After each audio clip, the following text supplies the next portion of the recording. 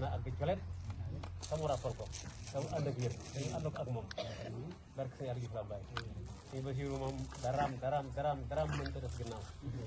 ndaxte sëñ Aliou Diouf Lambaye ñii ñuy tiitaroo de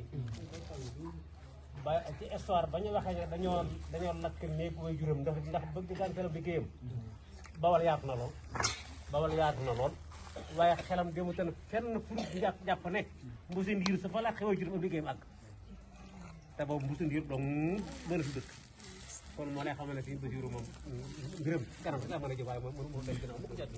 yàlla na yàlla fayal ñu ko te sëñ bi suñu borom yàggal suñu kanam doole soo yokk see xéwal sant nañ la bu baax jërëjëf Diop waaw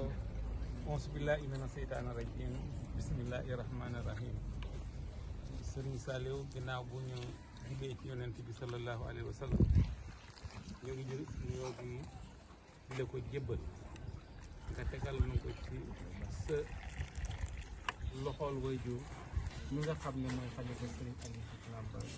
ak mboolem ay taawam jiital ko sëriñ daam bi nga xam ne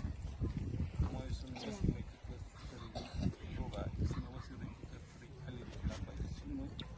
yaakaar